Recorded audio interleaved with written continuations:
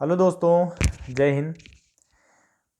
आज हम इवार्ती प्रश्न होते हैं जो समीकरण बना के उनको हल किया जाता है। ये भी अथवा में क्वेश्चन देते हैं। ये क्वेश्चन नंबर 4 बोर्ड एग्जाम के लिए इंपॉर्टेंट क्वेश्चन होते हैं। इसमें क्या होता है, देखिए 4 नंबर में हर साल देते हैं ये क्वेश्चन।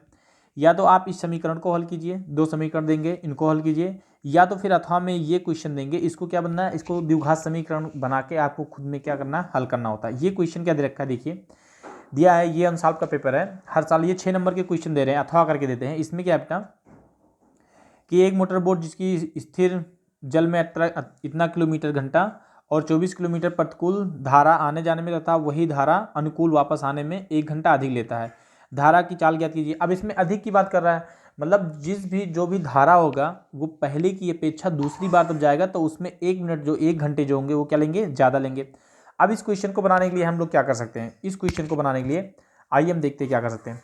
इसमें दिया है जिसमें एक स्थिर जल में चाल 18 किलोमीटर 24 किलोमीटर प्रतिकूल, मतलब प्रतिकूल और अनुकूल, मतलब प्रतिकूल मतलब जा रहा है धारा की दिशा में, और प्रतिकूल मतलब अनुकूल मतलब वापस आ रहा है। जब वापस आने की अपेक्षा 1 घंटे अधिक समय लेता है, मतलब अनुकूल वापस आने की अपेक्षा 1 घंटे अधिक समय लेता है। अनुकूल धारा की चाल ज्ञात कीजिए। इस क्वेश्चन को हम कैसे हल करते हैं, आइए हम देखते हैं। इस क्वेश्चन को हल करने के लिए सर्वप्रथम हम क्या करेंगे, मानना पड़ेगा हमको कि क्या है। अब इसमें देखो, हम इसमें मान लेते हैं, माना क्या, इस क्वेश्चन को हम मान लेते हैं माना। इस क्वेश्चन में हम मानते हैं माना, हल लिखना है। हल में क्या दे रखा है, दिया है कि एक मोटर बोट जिसकी स्थिर जल में चाल कितना है, 18 किलोमीटर प्रति घंटा है। अब 18 किलोमीटर प्रति घंटा है तो माना क्या, माना धारा की चाल, माना धारा की चाल। अब माना धारा की चाल कितना, मान लीजिए माना धारा की चाल x है। इसके बाद क्या है, स्थिर जल में मोटर बोट की चाल कितनी है, स्थिर जल में मोटर बोट की चाल 18 किलोमीटर घंटा है। तो स्थिर जल में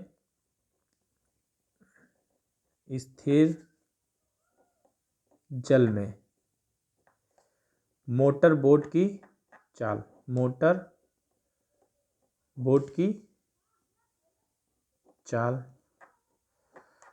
मोटर बोट की चाल कितना है, 18 किलोमीटर प्रति घंटा है। कितना, 18 किलोमीटर प्रति घंटा, 18 किलोमीटर प्रति घंटा। अब दिया है 24 किलोमीटर धारा की प्रतिकूल जाने तथा धारा की अनुकूल आने में। अब प्रतिकूल और अनुकूल आ रहा है धारा के, तो उसमें कुछ समय ज़्यादा लगते हैं। अब ये धारा के अनुकूल, ये स्थिर जल में मोटर बोट की चाल है। अब धारा के अनुकूल मोटर बोट की चाल, अब इसमें हम लिखिए, ये धारा जो माने बेटा ये स्थिर जल में है। अब धारा के अनुकूल और प्रतिकूल निकालना है, तो धारा के अनुकूल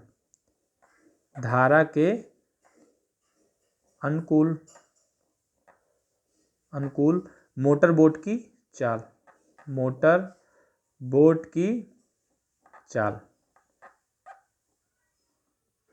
धारा के अनुकूल मोटर बोट की चाल। जो ये माने धारा के अनुकूल, मतलब जब अनुकूल जा रहा है, धारा की दिशा में ही जा रहा है, तो क्या हो जाएगा, ये जो चाल दे रखा है 18 प्लस x, ये हो जाएगा। अब हम मानेंगे धारा के प्रतिकूल, हम मानेंगे धारा के प्रतिकूल मोटर बोट की चाल, तो धारा के प्रतिकूल मोटर बोट की चाल। अब धारा के प्रतिकूल मतलब धारा की विपरीत दिशा में जा रहा है, तो ये क्या हो जाएगा, 18 माइनस एक्स। कितना हो जाएगा, 18 माइनस एक्स। अब धारा के अनुकूल, अब इसमें देखो इतना समय लगता है। अब ये बोल रहा है कि धारा के अनुकूल या प्रतिकूल जाने में उसे 24 किलोमीटर, मतलब 24 किलोमीटर जो लंबाई है उसको जाना है। इसमें क्वेश्चन क्या दे रहा है, देखिए क्वेश्चन में दे रखा है, कह रहा है कि एक मोटर बोट जिसकी स्थिर जल में चाल 18 किलोमीटर प्रति घंटा है, 24 किलोमीटर धारा के प्रतिकूल जाने तथा वही दूरी धारा के अनुकूल वापस आने में 1 घंटा अधिक समय लेता है। धारा की चाल ज्ञात कीजिए, ये क्वेश्चन दे रखा है। अब इसमें प्रतिकूल और अनुकूल आने में जो ये चीज़ है, अब ये धारा के अनुकूल, इसको अगर हम मान रहे हैं तो क्या करेंगे, धारा के अनुकूल धारा के अनुकूल, धारा के अनुकूल कितना दे रखा क्वेश्चन, धारा के अनुकूल 24 किलोमीटर, 24 धारा के अनुकूल 24 किलोमीटर, 24 किलोमीटर जाने। अब इसमें हम क्या निकालेंगे, ये धारा की चाल है, अब ये धारा की चाल, अब हमको चाल और जो ये दे रखा है 24 किलोमीटर मतलब ये दूरी दे रखा है, तो हमें चाल और दूरी पता है लेकिन इन टोटल को जाने में समय नहीं पता है, और हमको निकालना क्या है, धारा की चाल ज्ञात करना है। अब जब हमें धारा की चाल ज्ञात करना है तो इसमें क्या देखिए, इसमें क्या क्वेश्चन दे रखा है, धारा की चाल ज्ञात कीजिए। तो जो धारा की चाल हमने क्या माना है, धारा की चाल हमने माना है x, और इसमें दोनों में समय कितना अधिक लग रहा है, समय दे रखा है, तो समय और चाल में संबंध दिखाना है। तो धारा के अनुकूल 24 किलोमीटर जाने में लगा समय निकाल लेंगे हम, क्या लगा समय। अब लगा समय अगर निकालेंगे तो समय बराबर क्या होता है, देखो क्वेश्चन क्या होता है, ये होता है चाल बराबर दूरी बटा समय, चाल बराबर दूरी बटा समय, और हमें समय निकालना है तो ये चाल आ जाएगा नीचे, देखो समय बराबर दूरी बटा चाल, दूरी बटा चाल, तो ये क्या हो जाएगा, ये समय बराबर दूरी बटा चाल हो जाएगा, दूरी बटा चाल। धारा के अनुकूल में चाल कितना है, इतना, और दूरी कितना है 24 किलोमीटर, तो समय कितना हो जाएगा बेटा, समय हो जाएगा मेरा, इस समय को फर्स्ट समय मान लो t1, तो t1 ये कितना हो जाएगा, दूरी कितना है हमारा 24 किलोमीटर है, और अनुकूल के लिए 18 प्लस x। ओके, अब दूसरा क्वेश्चन हम निकालेंगे धारा के प्रतिकूल, धारा के प्रतिकूल 24 किलोमीटर जाने में लगा समय, क्या जाने में लगा समय।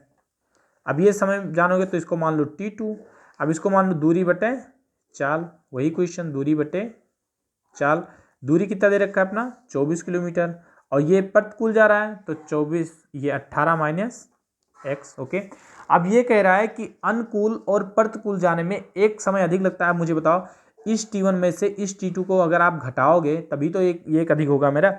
अब ये क्या कह रहा है, कह रहा है धारा के अनुकूल, क्वेश्चन क्या दे रखा देखो, क्वेश्चन बोल रहा है कि धारा के प्रतिकूल जाने में तथा वही धारा के अनुकूल वापस आने की अपेक्षा, अनुकूल वापस आने की अपेक्षा 1 घंटा अधिक समय लेता है। अब 1 घंटा जब अधिक समय ले रहा है तो आप इसको क्या कर सकते हो, इसमें मतलब जो प्रतिकूल है उसमें अनुकूल आने में एक घंटे, अनुकूल से 1 घंटे अधिक समय लेता है, कौन पर, ये प्रतिकूल।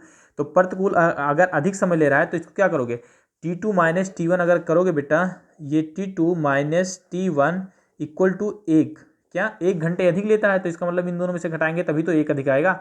अब t1 का मान क्या है, t1 का अपना मान है t2 का क्या मान है 24 अपान 18 माइनस एक्स, t2 का मान क्या है 24 अपान 18 माइनस एक्स, और यहाँ पे लगाओगे माइनस, और t1 का चाल क्या है 24, 18 प्लस एक्स इक्वल टू क्या दे रखा है 1।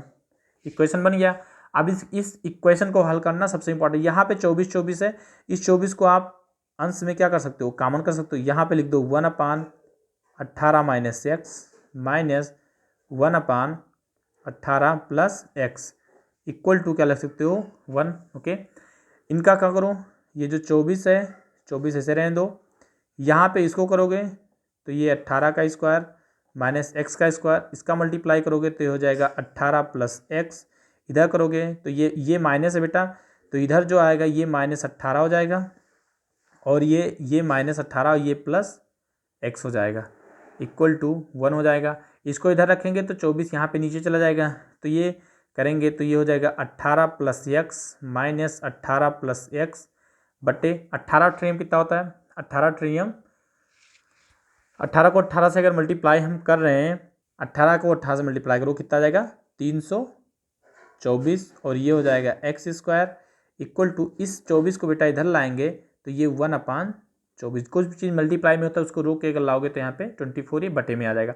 यहाँ पे कुछ कट रहा है, 18 से 18 कट जाएगा, यहाँ पे ऊपर क्या आ जाएगा बेटा, ऊपर आएगा 2x upon 324 minus x square equal to 1 upon 24, इसका मल्टीप्लाई इधर कर दो, इसका मल्टीप्लाई अगर इधर करोगे तो क्या आ जाएगा 24 दूना 48 तो ये हो जाएगा 48x इक्वल टू